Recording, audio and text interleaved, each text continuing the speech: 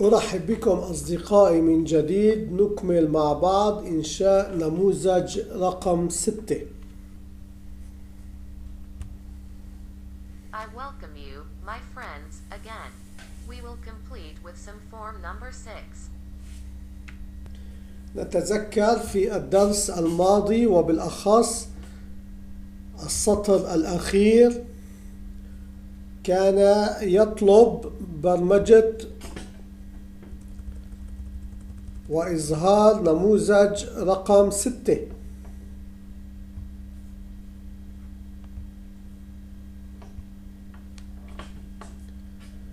We remember in the last lesson, and in particular, the last line of double-click programming was asking to show pattern number 6. نموذج رقم 6 مشابه لنموذج رقم 3 الذي يظهر كشف حساب زبون معين.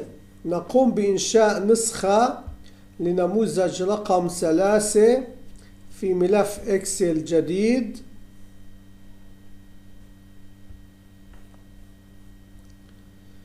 وثم نغير الاسم إلى نموذج رقم 6 وننسخ النموذج إلى ملفنا الحالي.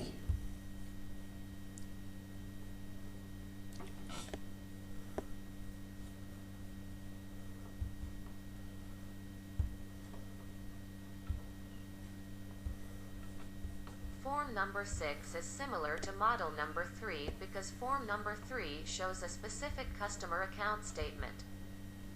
We create a copy of form number 3 in a new Excel file and then copy this copy to the file we are working on, and after changing the name to form number 6.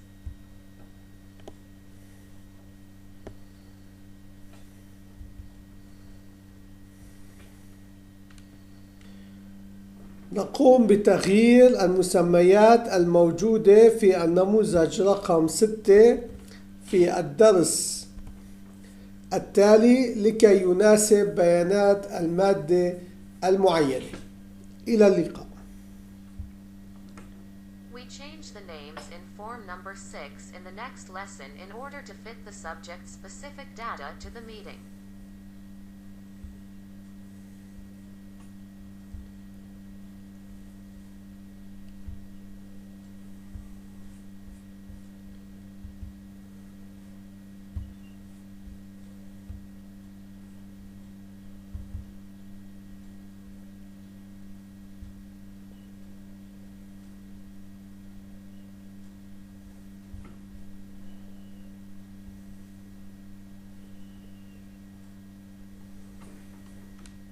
عند تجربة النقر المزدوجة في النموذج رقم 5 لكي يظهر بيانات المادة في النموذج رقم 6 اتضح وجود خطأ برمجي، هو أننا لم نغير من خصائص الأداة التي تعطينا القيمة الموجودة في العمود الأول، حيث إنها تعطي القيمة الموجودة في العمود الثاني.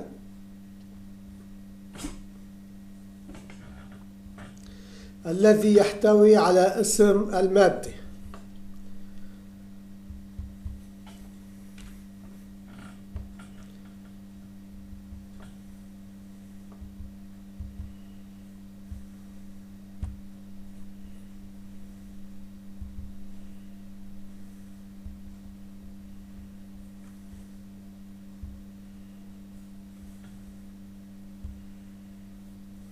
When experimenting with double-clicking in form number 5 in order to show the material data in form number 6, it became clear that there was a programming error, which is that we did not change the properties of the table tool in order to give us the value in the first column that contains the file name that was previously programmed on the values in the second column that contains on the name of the material.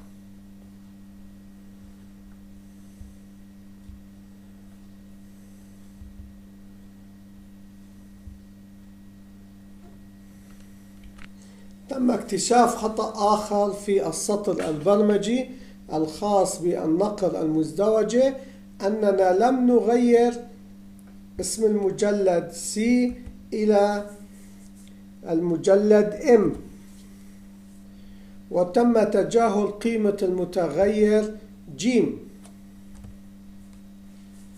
لذلك سوف يتم التعديل لكي نحصل على تنفيذ فتح ملف المادة المطلوبة.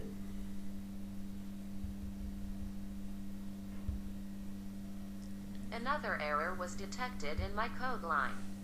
Double-clicking that we did not change the name of the C folder to the folder M and the value of the variable G was ignored, so it will be modified in order to get the execution of opening the required item file.